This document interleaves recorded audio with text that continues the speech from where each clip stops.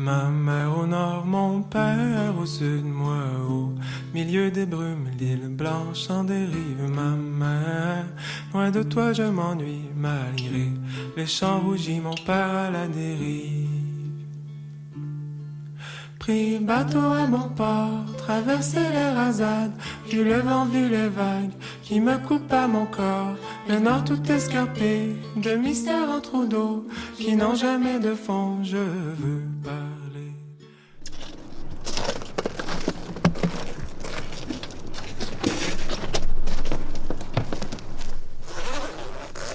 La respiration longue du fleuve qui roule à lui les rocs friables, griffés par le passage des glaciers. Le fleuve, c'est de l'eau, c'est du vent, c'est des oiseaux, c'est tout un écosystème. En fait, c'est que dans la ville, on vit pas avec les éléments. Donc, on a l'impression qu'on est vraiment... on est coupé. Et en fait, une des choses que je trouve qu'il faudrait qu'on fasse, c'est justement que les citoyens se réapproprient le fleuve. Puis il y a des initiatives qui ont commencé à se faire comme au pied du courant. C'est comme un endroit où on peut être plus proche, puis il y a des activités qui ont lieu pendant l'été.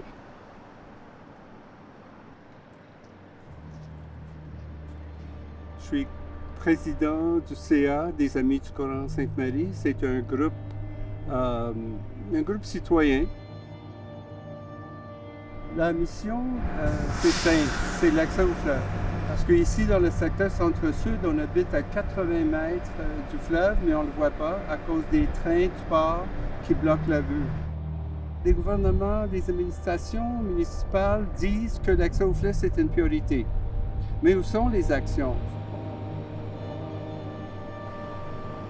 Il faut imaginer si le parc était soulevé de 5 mètres. C'est-à-dire qu'on pourrait voir le fleuve malgré le passage des containers. C'est un peu qu'est-ce qu'on propose les Amis du Coran Sainte-Marie. Je suis étudiant à la maîtrise en aménagement à l'Université de Montréal. Puis je fais ma maîtrise présentement sur l'accès au fleuve, sur comment on aménage les parcs riverains. Mais je suis aussi membre des Amis du Courant Sainte-Marie. À Verdun, à La Salle, on peut être sur le bord de l'eau. Il y a un grand accès avec le parc des Rapides puis les autres parcs auto.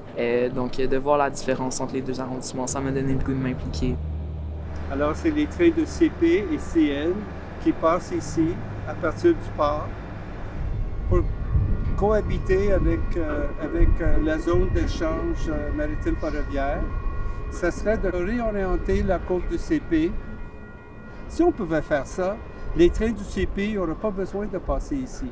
On a le potentiel d'encore mieux marier le côté urbain puis le côté environnement nature, donner accès au fleuve aux citoyens, ne serait-ce qu'ils aient un accès qui est proche de chez eux. C'est un acte d'équité territoriale puis de justice sociale dans un certain sens.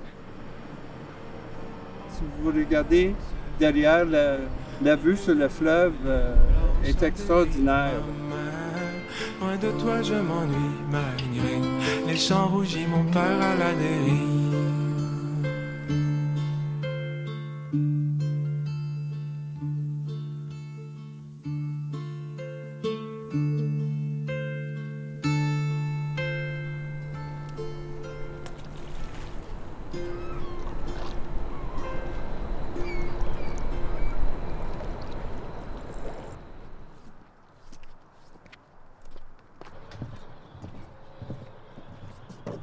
Depuis que je suis toute petite, je m'en vais pêcher avec ma grande sœur, mon père, maintenant ma petite sœur. Je pense que c'est une activité que les jeunes devraient apprendre à connaître à Montréal. Faut que tu t'éduques sur les réglementations, faut que tu aies ton permis. Puis t'as des spots que tu vois d'un endroit, t'es comme yo, ça, je suis sûre, il y a du poisson. Mais c'est privé. T'es comme, tu vas te cacher, tu vas. Donc, en tant que créatrice de contenu, j'ai fait quand même quelques vidéos qui ont rapport avec la pêche. Ça a vraiment bien marché parce que je pense que je suis quand même un peu un profil atypique de pêcheuse aussi.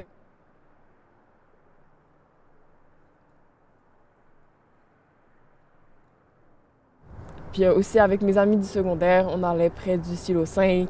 Puis des fois, on allait pêcher là-bas. Ça mord pas. Ça mord pas près du silo 5, vieux port. Yo, ça mord pas. Prouvez-moi le contraire. Ici, ça mord. De ce côté-là du fleuve.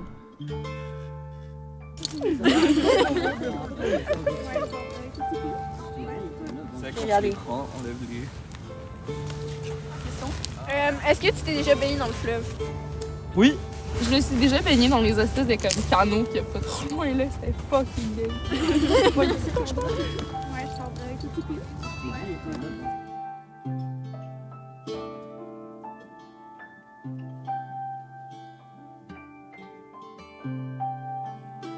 Il y a toutes sortes d'aspects auxquels les gens ont plus tendance à s'intéresser s'ils ont une relation, si c'est un environnement qui fait partie de leur quotidien. Le fleuve pouvait parler, qu'est-ce qu'il dirait? C'est sûr que là, ça va mal, là. Surtout en ce moment, avec la crise climatique, c'est d'autant plus important d'avoir une connexion à la nature en ville. Montréal est une île et en plus, on habite à côté du fleuve.